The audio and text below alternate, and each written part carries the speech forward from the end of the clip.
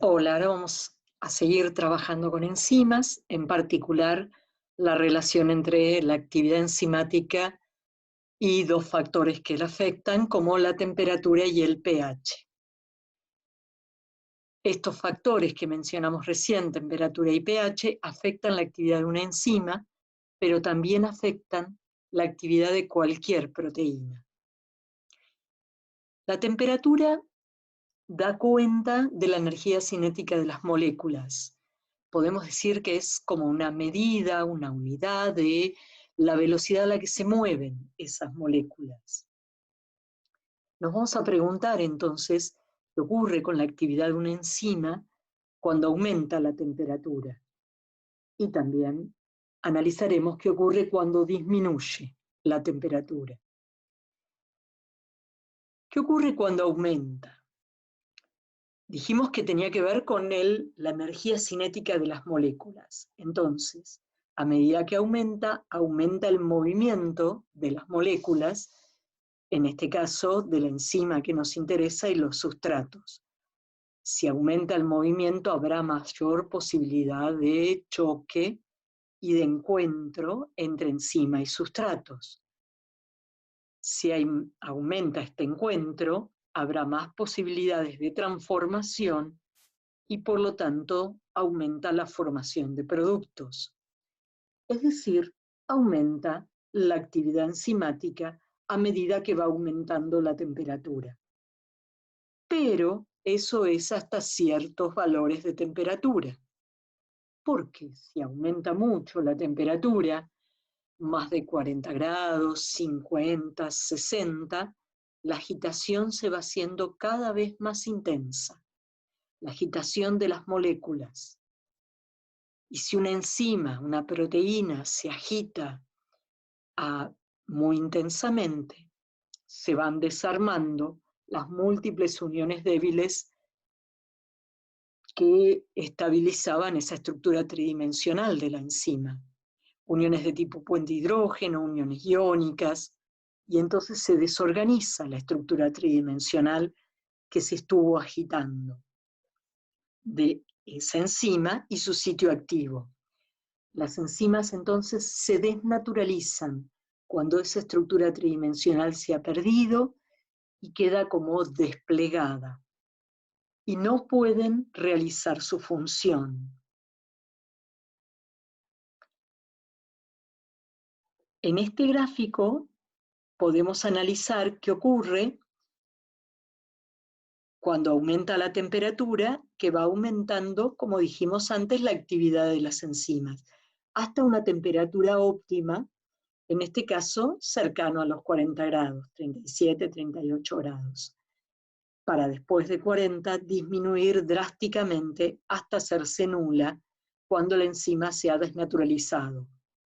En este otro gráfico tenemos una curva similar de una enzima humana típica, y acá en rojo está indicado la variación en actividad enzimática de las enzimas de una bacteria termófila resistente al calor.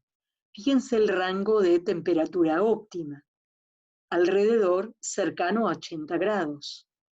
Estos microorganismos, que son excepciones, son organismos que resisten al calor, a las altas temperaturas, tienen proteínas que estabilizan su estructura tridimensional con uniones de tipo covalente o con otro tipo de estrategias. Son muy especiales este tipo de proteínas de bacterias resistentes al calor que habitan zonas cercanas a volcanes o aguas surgentes que se encuentran a altas temperaturas. Pero lo habitual es que entre 20 y 40 grados sea un rango de temperaturas óptimas para las diferentes enzimas. Ahora bien, ¿qué ocurre cuando disminuye la temperatura? Es decir, a bajas temperaturas. Si la temperatura va disminuyendo, estamos a temperaturas bajas, hay menor movimiento comparativamente entre enzima y sustratos. Los movimientos son más lentos, hay menor energía cinética de las moléculas. Por lo tanto, habrá menor encuentro entre enzima y sustratos, menor formación de productos y en definitiva la actividad enzimática será menor. Retomando el gráfico que analizamos antes, si nosotros tomamos 20 grados, habrá cierta actividad enzimática, y a 10 grados ustedes pueden ver que la actividad es mucho menor, y a 0 grados mucho menor aún. El otro factor ambiental que íbamos a analizar cómo afectaba la actividad enzimática es el pH. El pH es una noción algo compleja, pero podemos simplificarlo hablando de que da una medida de acidez o alcalinidad de un medio. En realidad, se mide en una escala de 1 a 14 y el pH 7 decimos que es neutro. A pH neutro, es decir, a pH 7, están de alguna manera equilibradas las cargas eléctricas de ese medio. A pH ácido hay mayor cantidad de cargas positivas y a pH básico mayor cantidad de cargas negativas.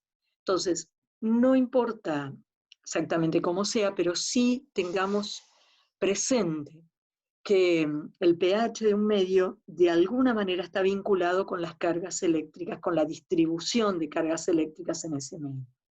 Entonces, ¿qué ocurre cuando varía el pH al que trabaja una enzima? Imaginemos una enzima que trabaja a pH neutro y la ponemos en un medio de pH ácido. Van a cambiar las cargas eléctricas del medio. Por lo tanto, cambia la carga eléctrica de los grupos R de los aminoácidos, porque ese cambio en el medio afecta a los aminoácidos que estaban cargados o aquellos que no estaban y pueden pasar a estarlo. Si cambian las cargas eléctricas de los grupos R de los aminoácidos, van a cambiar las interacciones.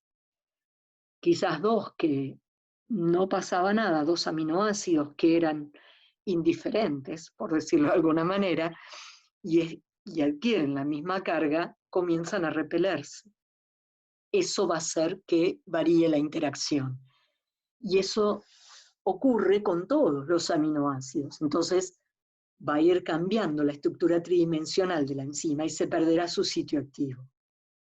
Si ese cambio es drástico, es decir, si el pH varía mucho, la enzima se desnaturaliza y pierde su función. Cada enzima tiene un pH óptimo de trabajo, es decir, un pH en el que tiene la estructura tridimensional funcional. Generalmente ese pH para las enzimas que actúan en el interior de las células es alrededor de 7. Pero hay algunas enzimas que actúan bien a pH ácido y para otras el pH óptimo es el pH básico. Miremos este esquema en el que están representadas la actividad enzimática de dos enzimas.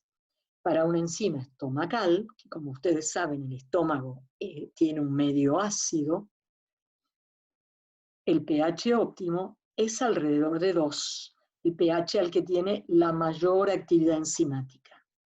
Para esta enzima, la tripsina, que está a pH básico, 8, en el intestino. Ese es su pH ideal. A pHs mayores o menores, miremos aquí en el esquema, pH mayor al óptimo, las enzimas se desnaturalizan. Ustedes ven que a diferentes pHs, a pHs lejanos al óptimo, la enzima no tiene actividad. Es decir, pierde su estructura espacial y su función.